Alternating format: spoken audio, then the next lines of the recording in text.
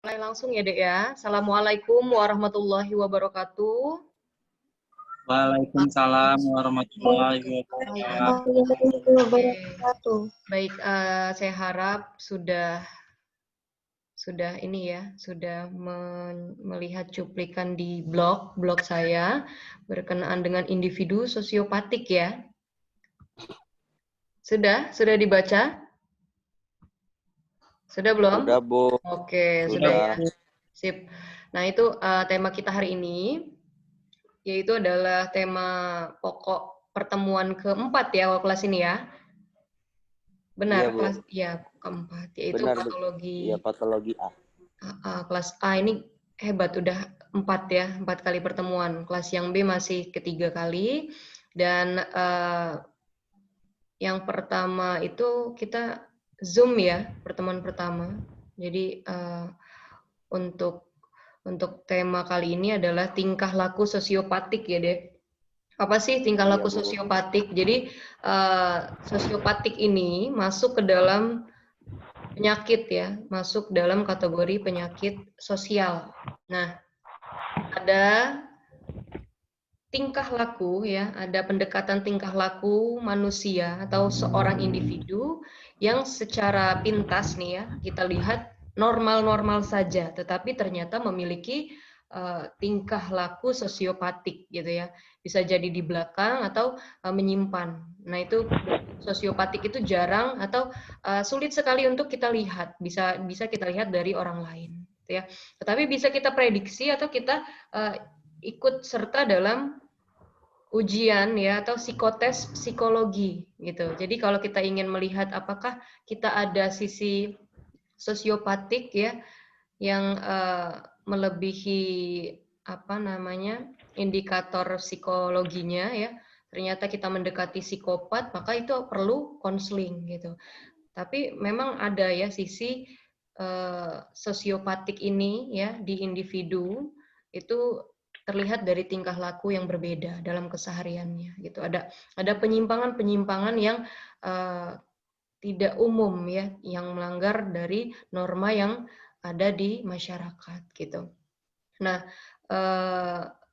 tingkah tersebut ya itu kenapa menjadi sebuah penyakit atau masalah sosial? Karena sikap sosiopatik atau kebiasaan penyimpangan ini ya itu tertolak di dalam masyarakat ya. Jadi tidak adanya tempat dan waktu yang dapat diterima oleh masyarakat gitu. Nah, makanya ini menjadi sebuah masalah dalam masyarakat gitu ya. Itu semoga bisa dipahami ya sampai di situ. Nah, kemudian apa sih sosiopatik ini ya? Secara sosial, jadi sebabnya terjadi sosiopatik ini bermacam-macam ya. Jadi ada salah satu penyebabnya yaitu lingkungan atau budaya gitu ya. Jadi secara sosial orang-orang sakit itu tidak terangkul atau tidak terlihat gitu dalam konsep lingkungan dan culture tadi budaya. Jadi penyimpangan ya perilaku ini berdasarkan kriteria atau ada indikatornya. Jadi ada ciri-ciri dari keberadaan si individu sosiopatik ini ya. Jadi adanya penyimpangan mutlak ya. Artinya adanya perbedaan, adanya frekuensi dan kadar penyimpangan dari orang-orang sosiopatik ini. Nah, kemudian ada penyimpangan sosiopatik ya yang terjadi terhadap budaya. Ya, artinya budaya itu ya segenap peraturan hukum di dalam kelompok masyarakat ya yang berbudaya, yaitu bagaimana cara menghindari adanya penyimpangan-penyimpangan itu ya, kemudian dibuat sebagai konsep norma secara budaya gitu. Nah, itu norma ini dibuat, norma kebudayaan ini dibuat ya untuk menghindari pola-pola atau yang menentang ilmu atau menentang nilai-nilai kelakuan tersebut sehingga individu sosiopatik gitu ya mau tidak mau akan ya meminimalisir tingkah lakunya, gitu ya. Oke. Kemudian wah, di-mute ya. Siapa itu? Iqbal Mulza, Muhammad Zakariansah, silakan diaktifkan videonya ya. Nah, kemudian ada lagi ya penyimpangan sosial bersifat adaptif. Artinya apa itu? Yaitu perilaku seseorang menyimpang ya sesuai dengan kebudayaan dengan perubahan sosial. Jadi dia sebenarnya tidak ini ya memiliki tidak memiliki bawaan dari lahir, tetapi dalam konsep adanya terjadi perubahan sosial, ya perilaku itu mengikuti kegiatan atau perubahan sosial yang dialami seorang individu, gitu ya. Nah, kemudian ada ya sebab terjadinya perilaku penyimpangan apa sih ya? Yaitu adanya proses sosialisasi yang tidak sempurna. Jadi ada di dalam masyarakat atau di diri kita gitu ya, itu terjadi sosialisasi ya, interaksi di masyarakat secara tidak sempurna. Jadi di sini ada contoh ya, ada seorang anak yang kedua orang tuanya bercerai, misalnya seperti itu. Kemudian orang tuanya karena bercerai ya, jadi tidak mendidik anak secara sempurna. Jadi kadang di ibunya, kadang di ayahnya ya. Jadi sehingga ia tidak mengetahui hak dan kewajiban ya. Jadi ayahnya tidak tahu kewajibannya, ibunya, anaknya. Nah, kemudian karena tidak adanya ketahuan apa sih fungsi masing-masing ya, kemudian perilaku yang terlihat dalam konsep perilaku sehingga ya yang terlihat anak itu misalnya tidak mengenal disiplin ya, kemudian kurang sopan santun, ketaatan dan lain-lain. Nah, ini ada konsep contoh dari individu sosiopatik yang terbentuk secara dari interaksi yang kurang maksimal atau yang kurang sempurna dalam proses sosialisasinya. Jadi individu sosiopatik perannya juga ya, peran utamanya adalah orang sekitar atau masyarakat sekitar atau keluarga gitu. Kemudian ada juga ya penyimpangan dari proses belajar ya. Jadi penyimpangan itu juga bukan hanya dari keluarga saja terbentuknya, ada juga dari proses belajar. Nah, kenapa belajar kok bisa berubah ya? Nah, itu dia. Ketika proses belajar ini memiliki atau melalui interaksi sosial dengan orang lain ya, khususnya dengan orang-orang yang berperilaku menyimpang ya. Jadi belajar dari orang yang berbuat menyimpang. Kadang-kadang ada yang seperti itu ya. Jadi proses belajar melalui baik buku ya, majalah, koran, televisi, bentuknya mencontoh ya. Nah, itu juga bisa penyimpangan itu bisa terjadi sebagai hasil proses belajar. Gitu, dari belajar dari orang lain gitu. Misalnya bagaimana ya cara mencuri agar tidak diketahui. Nah, jadi cari ya. Kemudian melihat di televisi sering menonton film-film psikopat. Nah, itu ketika ada yang ngajakin berantem langsung dilakukan balasan gitu ya. Itu karena ada proses mencontoh, proses belajar yang menyimpang gitu ya.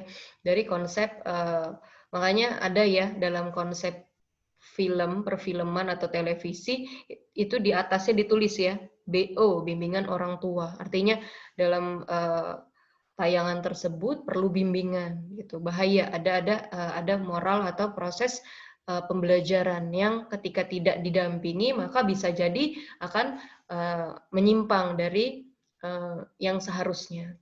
Nah, biasanya ya tingkah laku sosiopatik ini ya akan mendapat reaksi dari masyarakat.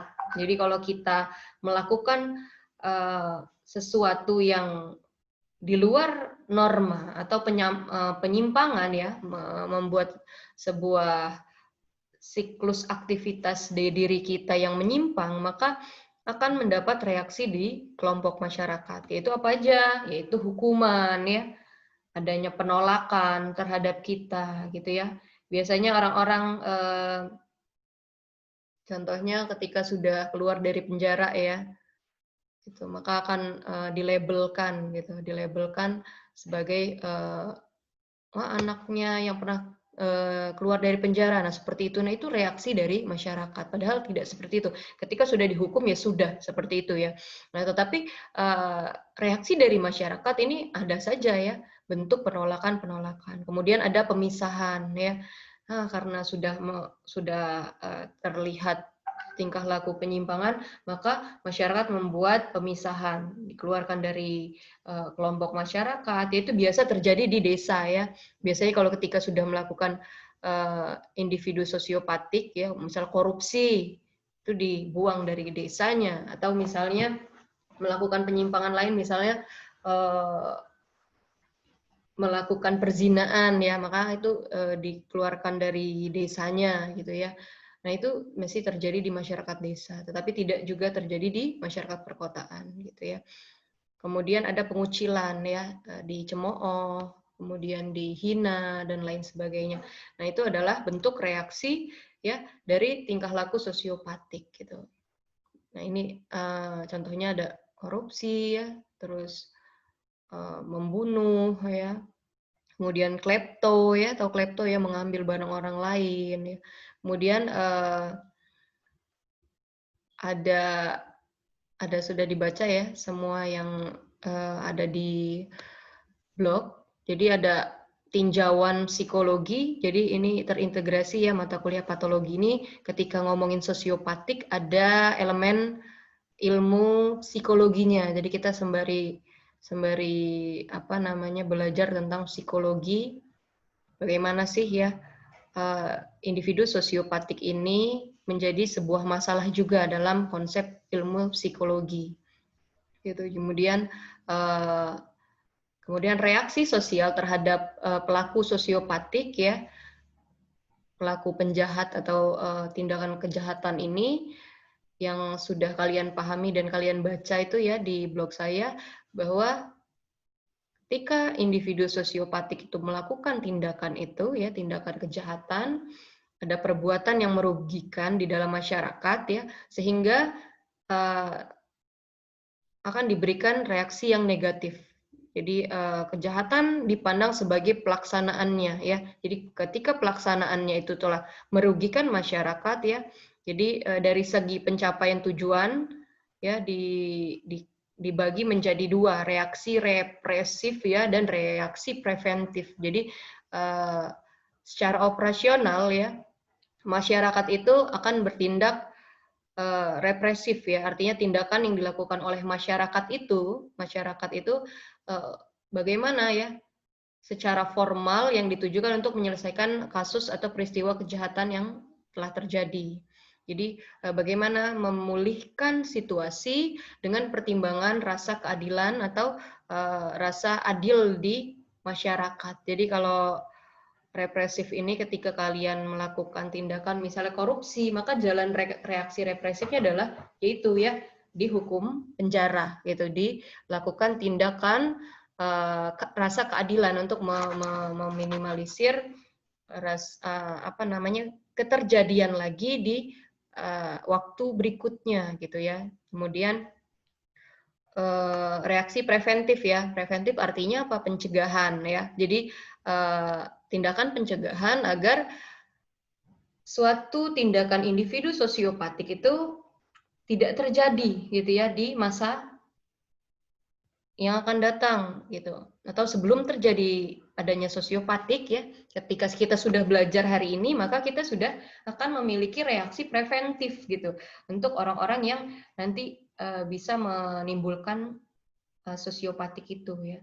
Jadi tindakan pengamanan dari ancaman ya, kejahatan atau prioritas reaksi preventif terhadap yang akan datang gitu, menyadari pengalaman-pengalaman wilayah lain, kelompok lain ya, sehingga sebagai masyarakat kita membentuk sebuah aturan, norma ya yang fungsinya untuk mencegah perbuatan yang akan terjadi atau terulang kembali. Nah, itu reaksi preventif ya untuk meminimalisir terjadinya sosiopatik di dalam masyarakat gitu ya. Kemudian ada juga namanya reaksi formal ya. Jadi reaksi yang masyarakat timbulkan ya kepada pelaku kejahatan atas perbuatannya ya.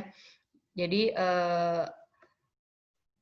ada tujuan ya, ada tujuan dari sistem ketika sudah reaksi formal itu dijalankan, masih melakukan, kemudian reaksi preventif masih dilakukan ya, itu kan bentuknya adalah pencegahan ya, agar masyarakat tidak menjadi korban penjahat atau kejahatan.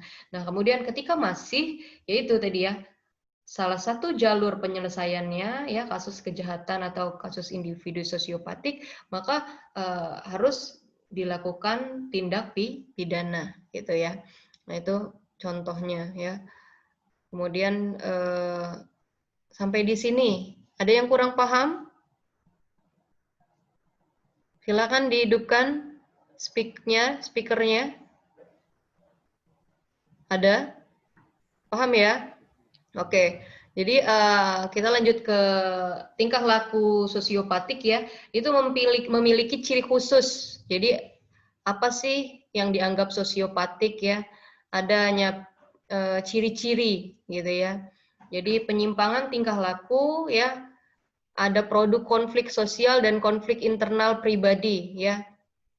Jadi di dalam konsep ya, jadi sosiopatik ini sudah ada pada tahun 1952, yaitu ada diagnosa, jadi tidak sembarangan kita melabelkan seseorang dengan sosiopatik. Jadi ada diagnosa sebelumnya, yaitu Diagnosis and Statistical Manual of Mental Disorder ya. Jadi salah satu masuk ke dalam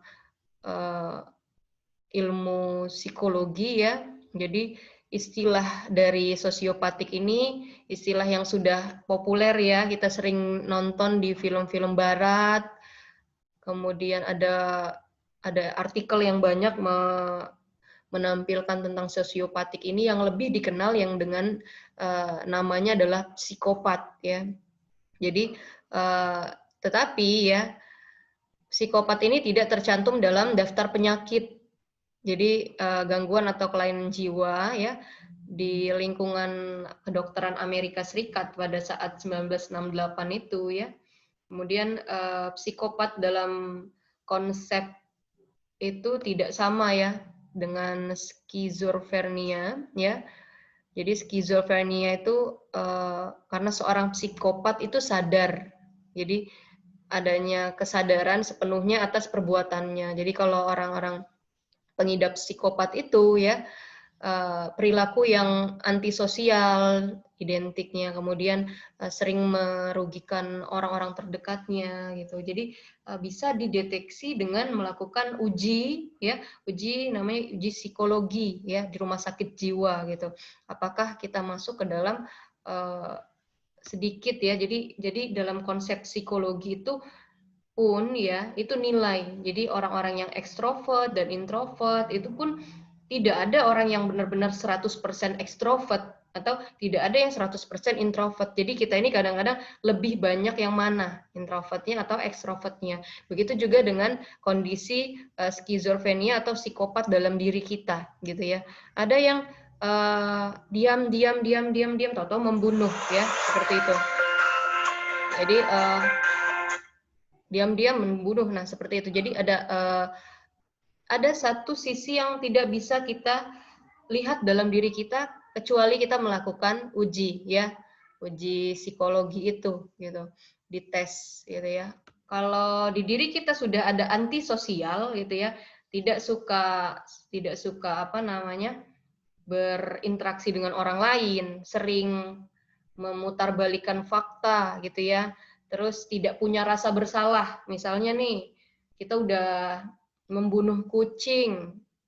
Kucingnya kucing adik kita gitu ya. Tapi kita tidak merasa bersalah, atau kita ngasih racun ke orang lain gitu ya. Terus dia meninggal dunia, terus kita tidak merasa bermasalah gitu ya. Jadi dari konsep itu itu sudah ada indikasi dari sosiopatik itu, gitu. Jadi ketika kita sudah cerdik ya, terkesan cerdik, memanipulasi ya, terus kemudian menutupi kesalahan, pinter berargumentasi menutupi kesalahan kita ya. Nah, itu secara psikologis ya ada indikasi ke arah sosiopatik. Maka memang perlu melaporkan diri atau menguji diri kita ke rumah sakit jiwa, bukan karena kita gila gitu ya, tapi kita ingin mengetahui gimana sih diri kita ya, apakah kita memiliki sisi itu gitu. Dan ngisinya di rumah sakit jiwa harus benar gitu. Jadi kita benar-benar tahu ada apa dengan diri kita, apakah ada gangguan kepribadian ataukah antisosial ya, ataukah normal sehat-sehat saja gitu. Jadi keilmuan sosiologi ini harus diintegrasikan atau disambungkan ya dengan keilmuan psikologi gitu. Jadi masalah sosial, patologi sosial itu masalahnya kita ya. Kita yang menganalisis, kita yang berkecimpung dan akan melakukan perubahan atau meminimalisir terjadinya di dalam masyarakat gitu. Tetapi kita tidak bisa sendirian. Perlu ya mengintegrasikan keilmuan kita dengan psikologi khusus untuk yang menguji individu sosiopatik ini, psikopat ya gitu. Kemudian ya saya kira itu ya indikasi dari sosiopatiknya. Nah, menurut orang-orang sosiolog ya, itu tadi psikologinya ya, secara psikologi. Nah, menurut sosiolog, tingkah laku sosiopatik adalah tingkah laku yang berbeda dan menyimpang dari kebiasaan suatu norma umum yang ada pada suatu tempat, waktu ya, yang ditolak oleh masyarakat atau lingkungan tersebut gitu ya. Kemudian penyimpangan atau perbuatan antisosial di dalam masyarakat gitu. Nah, kemudian konsep sosiologi ya, itu tadi psikologi, kalau ini yang sosiologi, ciri perilaku sosiopatik dalam konsepnya yaitu antisosial indikasinya, kemudian kepribadian yang sulit diduga, kemudian pandai bersandiwara dan egois. Nah, kalau sudah wah kok kayak saya kok kayak gitu ya. Nah, itu harus pintar-pintar mengecek diri kita, wah gitu, apa perlu tindak lanjut ketika sudah tidak bisa lagi menyatu dengan orang lain ya. Kalau kerja kelompok berantem, arisan berantem, ketemu orang berantem. Nah, ini harus nggak perlu nunggu lama-lama psikolog langsung gitu ya, karena kita punya masalah dalam konsep hubungan interpersonal ke orang lain ya. Kemudian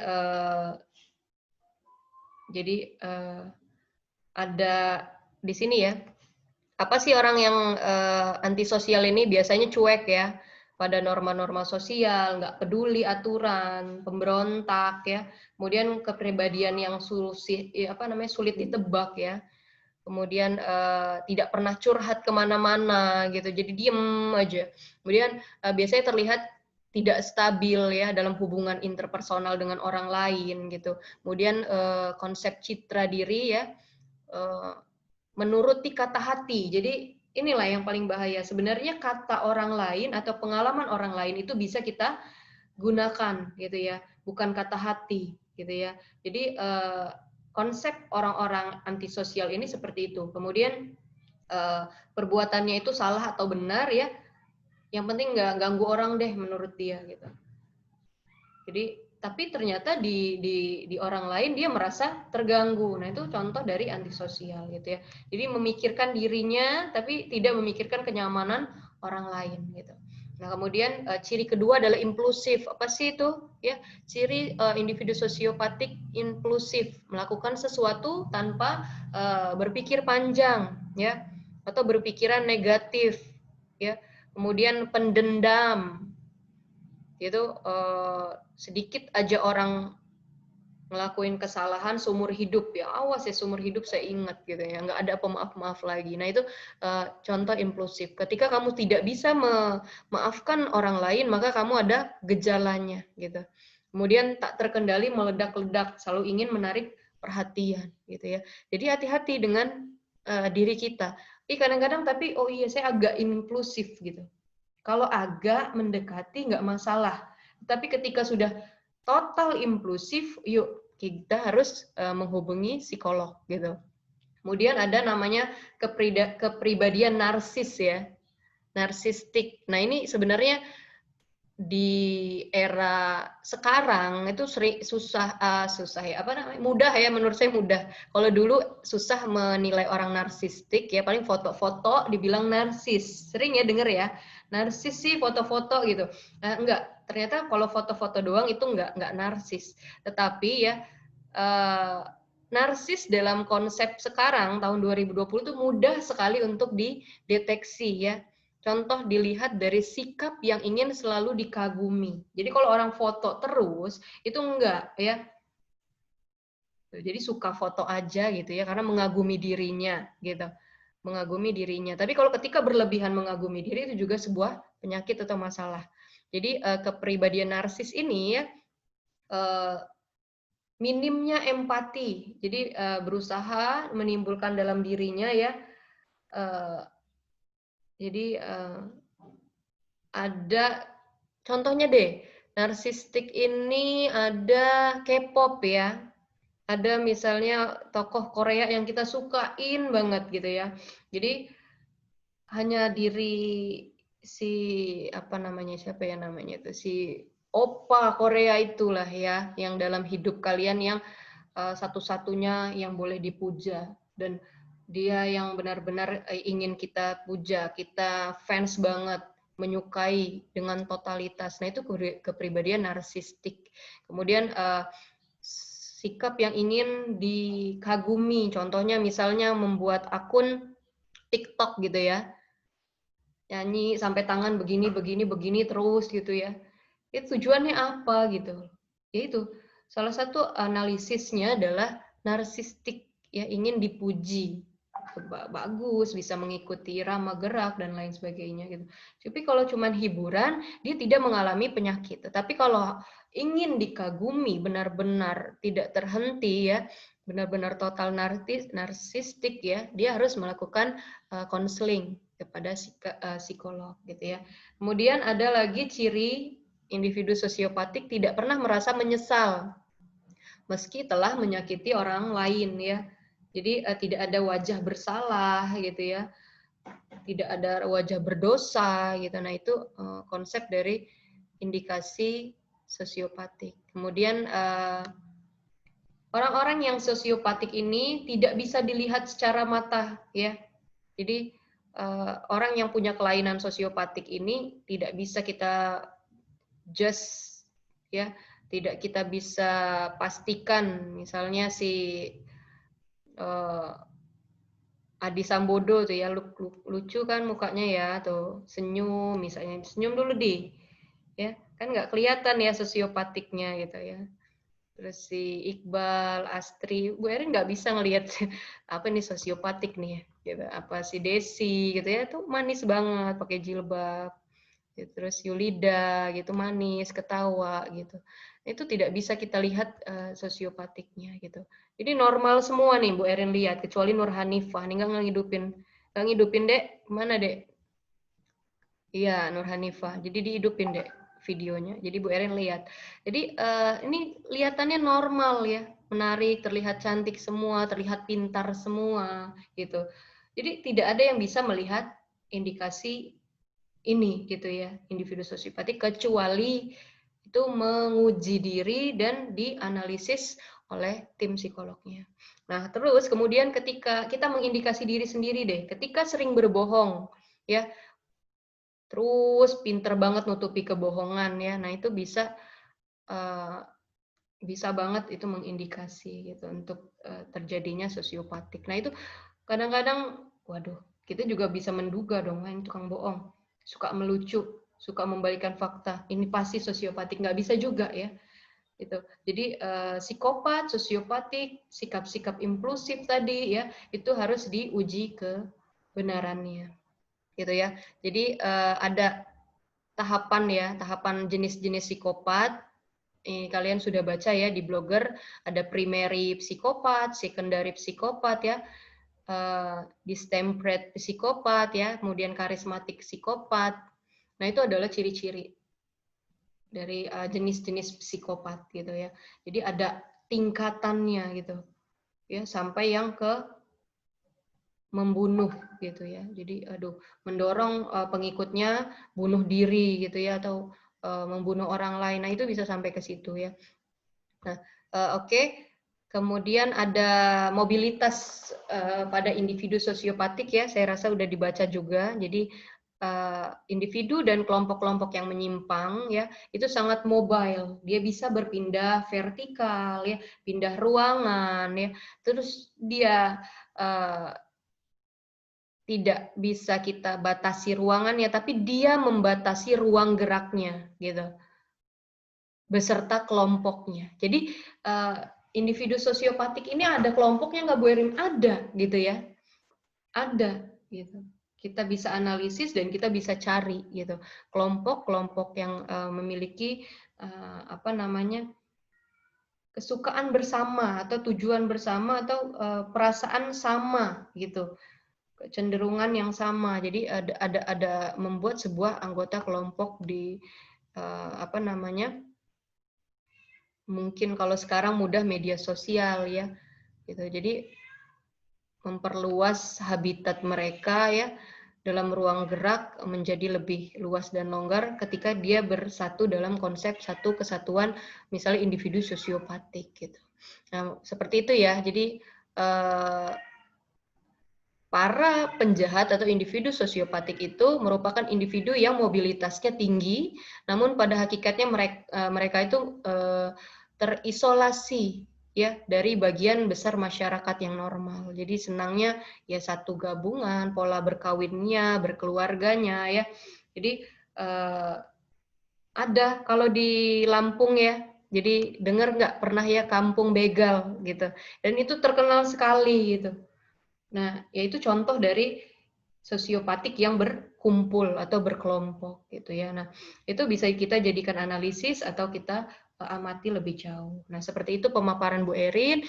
Oke, sebelum waktunya habis silahkan ada yang bertanya?